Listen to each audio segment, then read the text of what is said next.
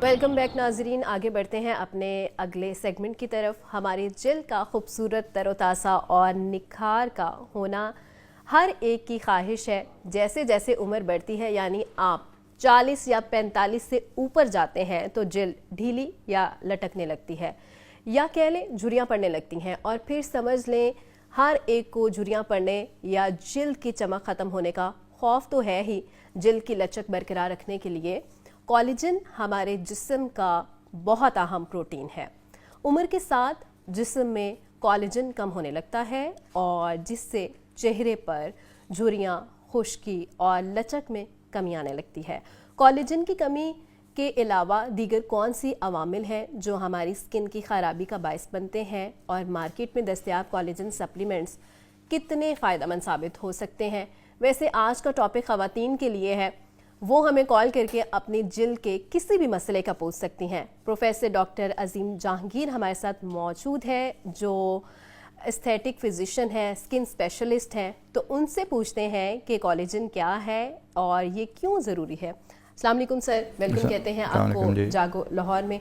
Sir, collagen supplement आजकल market में बहुत आम हो गई हैं, तो ये सप्लीमेंट्स लेना ज़रूरी है या हर कोलेजन सप्लीमेंट ज़रूरी नहीं होती है और बेहतर भी नहीं होती स्किन के लिए, क्या कहें? देखें, दो चीज़ें। पहली बात तो ये कि जो कोलेजन आपकी जिल्द में बनता है वो बनने की ज़रूरत इसलिए है कि जब आपकी जिल्द तकरीबन 30 to 40 ईयर्स जिल्द सूरज में रहती है, और जो अल्ट्रावायलेट लाइट है वो हमारी, और एक उम्र भी और एक अल्ट्रावायलेट लाइट भी, ये दोनों जो हैं ये जिल्द की कोलेजन को कम कर देते हैं।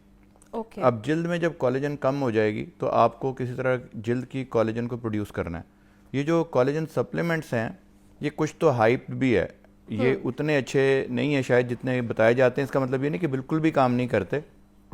कोलेजन के जो सप्लीमेंट्स है काम इसलिए करते हैं कि जब हम खुराक में सप्लीमेंट लेते हैं तो वो इतनी ज़्यादा एफिशिएंटली एब्जॉर्ब नहीं होता। तो ये समझ लें बड़े डाइजेस्टेड हाइड्रोलाइज्ड कोलेजन होती है, जिससे कि जल्दी से जब आप लेंगे 5 से 10 या 2.5 से 10 मिलीग्राम के करीब हम आम तौर पे मिलते हैं मार्केट में। जब आप लेंगे तो ये फौरी तौर पे जिस्म में चले जाएंगे। लेकिन इसका कतन मतलब नहीं है कि ये जाके आपकी जिल्द को उसी वक्त तरोताज़ा कर देंगे। अगर आप चाहते हैं कि आपकी जिल्द ठीक रहे तो उसको बजाय खाने वाली ज़्यादा चीज़ों के आपको चाहिए कि जिल्द पे लगाने का। डॉक्टर साहब, एक कॉलर है हमारे साथ, फातिमा लाहौर से। अस्सलाम वालेकुम। वालेकुम अस्सलाम। जी फातिमा, क्या सवाल है आपका?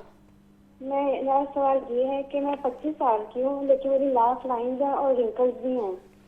ओके, रिंकल्स है इसी। और लाफ लाइन ये कह रही है, लाफ लाइन होती है जो लाइन हमारे यहाँ मुंह के करीब पड़ती है, इसको जब हम लाफ करते हैं तो ये लाइन जो पड़ती है इसको कहते हैं लाफ लाइन, और रिंकल्स हैं। तो जो लाफ लाइन है उसके लिए कोलेजन सप्लीमेंट्स ने कुछ नहीं करना।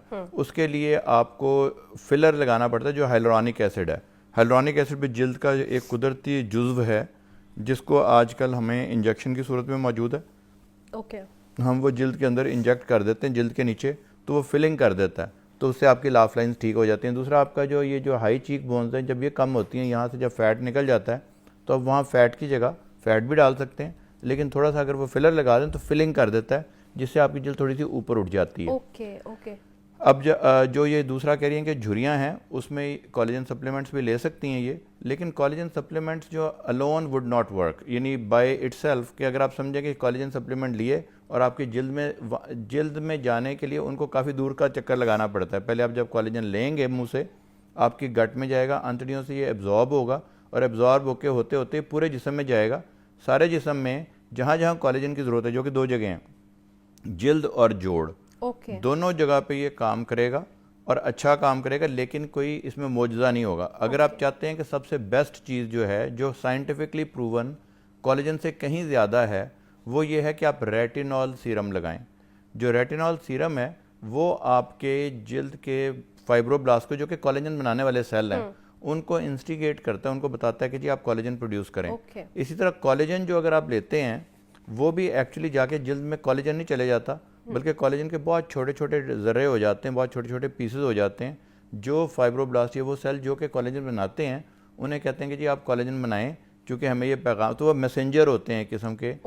ये वजह होती है। आप अगर 3 चीज़ें कर लें। ठीक है डॉक्टर साहब, एक और कॉलर है हमारे साथ, अबीरा। अस्सलाम वालेकुम। वालेकुम अस्सलाम, कैसी हैं आप? जी मैं ठीक हूँ, क्या सवाल है आपका? मेरा सवाल यह है कि अगर हम कोलेजन का सप्लीमेंट नहीं लेते तो वो किन वजहों में पाया जाता है जिनको खा के हम अपनी कोलेजन की जो कमी होती है वो पूरी कर सकते हैं?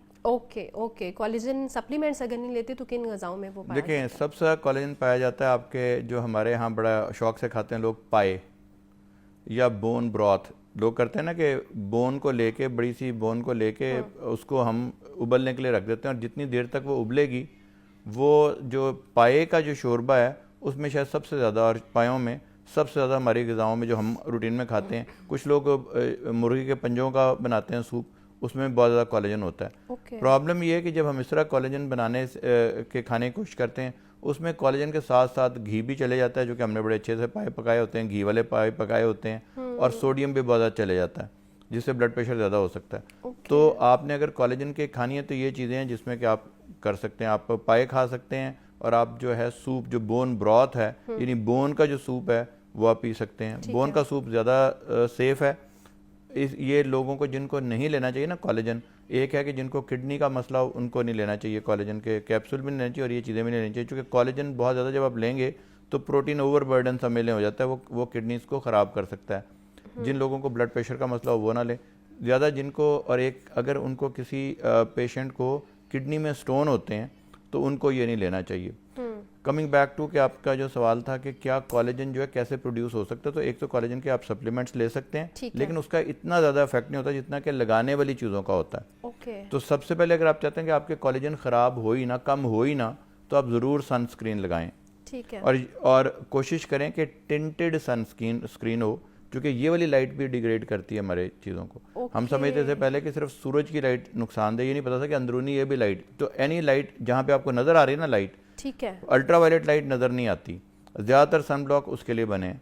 आपने जब भी देखना है तो आपने 3 चीज़ें सन ब्लॉक पे लिखी हुई देखनी है, अल्ट्रावायलेट ए, अल्ट्रावायलेट बी और विजिबल लाइट। अल्ट्रावायलेट ए और बी नज़र नहीं आती। और तीसरा आपने देखना है कि विजिबल लाइट किससे भी आपको प्रोटेक्शन दे। उसका आमतौर पे निशानी ये होती है कि उसमें फेरस ऑक्साइड होता है एक, और उसमें आप पढ़ लें, वो जो है वो आपको तकरीबन जिस तरह आपकी जिल्द के ऊपर आपने एक बेस लगा ली है ना, उस कलर के होते हैं आमतौर पे सन ब्लॉक। लेकिन फिर भी देख लें कि सिर्फ उसमें इन्होंने कलर तो नहीं डाला, उसमें फेरस ऑक्साइड है। फेरस ऑक्साइड, इसको ये नाम को याद रखें। उस पर लिखा होगा tinted sun block for visible light. Visible जो लाइट है उससे आपने बचना है, तो आपकी कोलेजन ठीक रहेगी। अगर अब आप प्रोड्यूस करना चाहते हैं कोलेजन, तो उसका सबसे आसान तरीका आप कोलेजन ले लें, सप्लीमेंट्स भी ले लें, लेकिन इससे कहीं ज़्यादा इंपॉर्टेंट है कि आप रेटिनॉल सीरम और विटामिन सी सीरम ये जरूर लगाएं। तो दिन में आप विटामिन सी लगा सकते हैं। मौजूद हैं अदनान है लाहौर से। अस्सलाम वालेकुम। वालेकुम अस्सलाम जी। अदनान कैसे? क्वेश्चन था, अल्हम्दुलिल्लाह जी। मेरा क्वेश्चन था कि आपको पता है कि विंटर चल रहा है तो इसमें मोस्टली स्किन ड्राई रहती है। ओके, तो इसके लिए क्या हम कर सकते हैं? ठीक है, ड्राई स्किन के लिए। ड्राई स्किन के लिए 2 चीज़ें बड़ी ज़बरदस्त हैं आपकी स्किन के लिए। एक तो कोई भी अच्छा ऐसा मॉइस्चराइज़र जिसमें सीरामाइड्स हों, ठीक है, बहुत सारे नामों से आते हैं, मैं किसी कंपनी का स्पेशली नहीं कहना चाहता, लेकिन अच्छा मॉइस्चराइज़र जिसमें सीरामाइड्स भी हों, ठीक है, और वो आपने गीली जिस्म पे लगाना है। गीले बदन पे आप लगाएंगे, थोड़ा सा जब नमी पे बदन हो। और फेस के लिए सबसे अच्छा जो आपका मॉइस्चराइजिंग इफेक्ट देगा उसका नाम है hyaluronic acid serum. Hyaluronic acid एक सीरम जो है वो एक तो मॉइस्चराइज करेगा, और एक जो छोटी छोटी आपकी झुर्रियाँ हैं ना वो फिल हो जाएंगी, क्योंकि वो हाइड्रेशन काफ़ी बूस्ट करता है जिल्द के अंदर। तो वो आपको सुपरफिशियल हाइड्रेशन भी देगा और डीप हाइड्रेशन भी देगा, और उसके बाद उसके ऊपर आप सन ब्लॉक लगा लेंगे। तो आप सुबह के वक्त बड़ा ज़बरदस्त आप रूटीन कर सकते हैं कि मुंह धोएं, आप अपना हाइलुरोनिक एसिड सीरम लगाएं और उसके ऊपर सन ब्लॉक लगा लें। डॉक्टर साहब, एज के साथ साथ कोलेजन डेफिशिएंसी क्यों होती है? 2 चीज़ें। एक तो ये है कि आपकी जो सेनेसेंस यानी बूढ़े होने लग जाते हैं आपके सेल्स, जो जितना पहले कोलेजन बनाते थे कम बनाते हैं। और जो जिल्द की जो हमारी स्किन की जहाँ झुर्रियाँ जो पड़ती हैं, आपने देखा होगा पूरे जिस्म पे झुर्रियाँ नहीं पड़ती हैं, जिल्द पे क्यों झुर्रियाँ, फेस पे क्यों झुर्रियाँ पड़ती हैं, हाथों पे क्यों पड़ती हैं? क्योंकि यहाँ पे जो लाइट है, जो सूरज की लाइट जिसको अल्ट्रावायलेट लाइट कहते हैं, वो जब पड़ती है जिल्द पे तो वो कुछ ऐसे एंजाइम्स बनाती है जो कोलेजन को तोड़ देते हैं। इसको मैट्रिक्स मेटालोप्रोटीएजेस बोलते हैं। वो जब पड़ती है जिल्द पे तो वो ऐसे एंजाइम्स बनाती है जिससे कि वो कोलेजन को तोड़ना शुरू कर देते हैं और कोलेजन आपकी कम होना शुरू हो जाती है, इसलिए जिल्द बारीक हो जाती है। आपने देखा होगा जो ही कोई बूढ़े होते हैं लोग, तो कहीं थोड़ी सी भी ठोकर लगे तो उनके नील पड़ जाते हैं। वो जो नील पड़ते हैं वो इसलिए पड़ते हैं कि कोलेजन की सपोर्टिंग मटेरियल जो है जिल्द का वो कम हो गया, तो अब आपका तो उसके लिए भी आप जो रेटिनॉल सीरम है इवन आप अपनी बाजुओं पे लगा सकते हैं। तो 3 चीज़ें, रेटिनॉल सीरम, अच्छा सन ब्लॉक, आपका हाइलुरोनिक एसिड सीरम हाइड्रेशन के लिए, और आखिरी जो चीज़ है जो कि बड़ी इंपॉर्टेंट और लोग उसको अंडर एस्टिमेट करते हैं वो है विटामिन सी सीरम। तो वो आपने देखना है क्योंकि 30% जो मैक्सिमम है वो हो ताकि कुछ ना कुछ जल्द में जाए।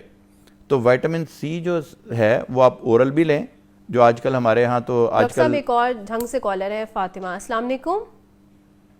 वालेकुम अस्सलाम। जी, क्या सवाल है आपका?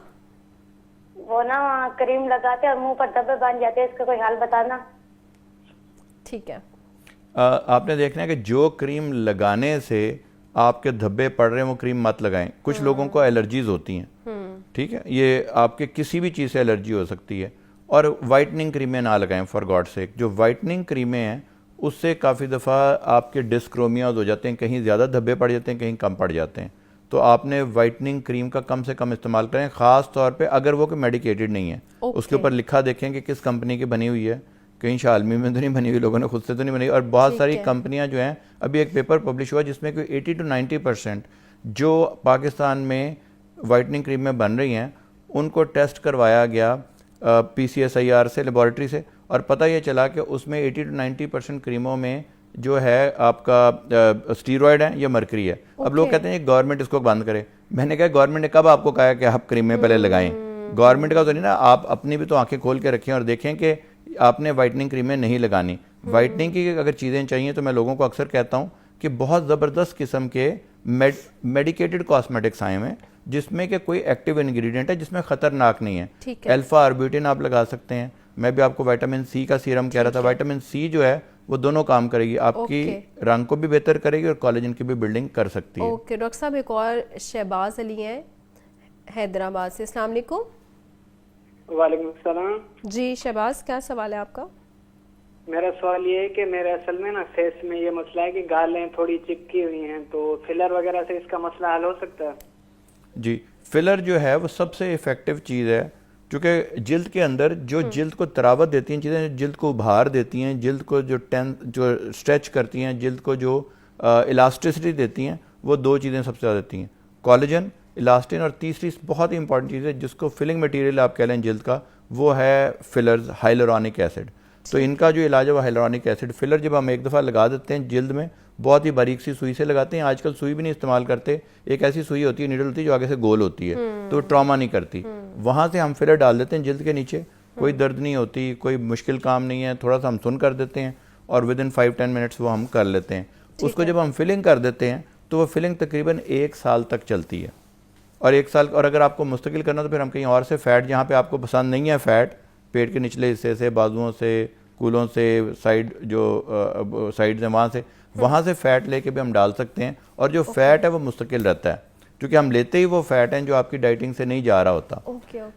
अभी जो मैं बता रहा था कि जो आप सिर्फ अगर कोलेजन सप्लीमेंट्स लेना भी चाहते हैं तो कोशिश करें कि उसे विटामिन सी के साथ लें। ठीक है। आजकल विटामिन सी तो वैसे भी हमारे, जब हमारे फल फ्रूट्स हैं उसमें विटामिन बड़ा होता है सी, तो ये विटामिन सी के बहुत सारे रोल हैं। मैं उसमें एक रोल ये है कि कोलेजन की डेपोजिशन को बेहतर करता है ये, और कोलेजन का आप अगर विटामिन सी सीरम आप लगाएं तो वो भी आपके लिए बड़ा एक इफेक्टिव ट्रीटमेंट हो सकता है। डॉक्टर साहब, एक और कॉलर हमारे साथ मौजूद हैं, मोहम्मद अजीम है लाहौर से। अस्सलाम वालेकुम।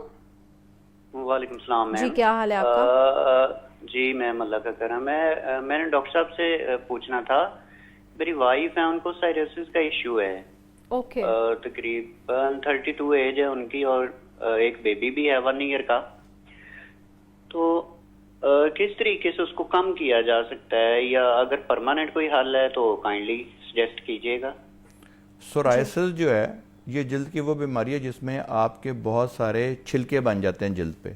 ओके। सर में बनते हैं, आपकी कोनियों पे बनते हैं, घुटनों पे बनते हैं, और काफी पूरे जिल्द पे बन जाते हैं। सोराइसिस जो है वो 100% ट्रीटेबल कंडीशन है। बिल्कुल पेशेंट ठीक हो जाते हैं, और उसके लिए बहुत ही सस्ती क्रीमें भी अवेलेबल हैं। फोटोथेरेपी ख़ास किस्म की लाइट से करते हैं वो अवेलेबल है। खाने वाली अद्वियात मौजूद हैं, और आजकल बायोलॉजिक्स एक बहुत लेटेस्ट ट्रीटमेंट आई है। और अल्हम्दुलिल्लाह पाकिस्तान में यकीन माने कि 95% दुनिया की बेहतरीन दवाइयाँ अवेलेबल हैं। और पाकिस्तान की जो फार्मा इंडस्ट्री है वो किसी तरह भी दुनिया से कम नहीं है। जो दुनिया में $400 का इंजेक्शन मिलता है, यहाँ पे वो 20,000 रुपये का इंजेक्शन मिल जाता है।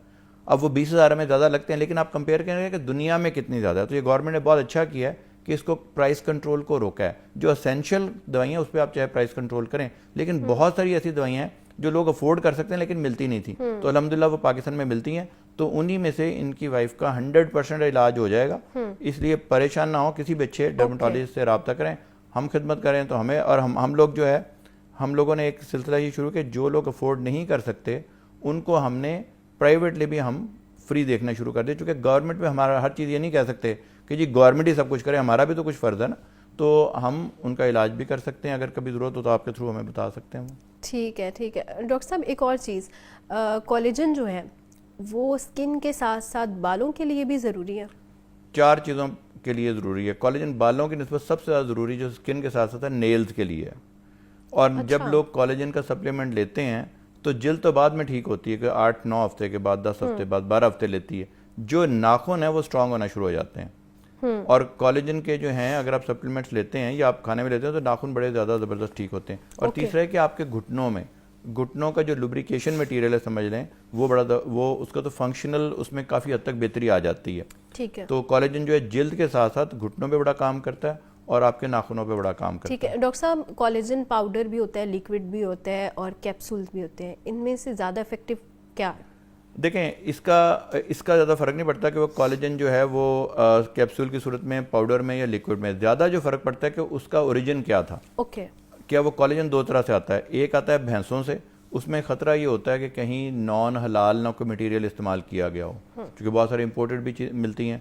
तो आपने देखना है कि वो जो भैंसों से या बोवाइन जो आता है उसकी बजाय, और पोर्साइन भी आता है, पोर्क से भी आता है, सुअर से भी आता है, तो वो आपने पढ़ना है जब भी आपने लेना है। तो आपने मेक श्योर करना है कि वो हलाल सोर्स से आया हुआ है, जहाँ से भी आपने।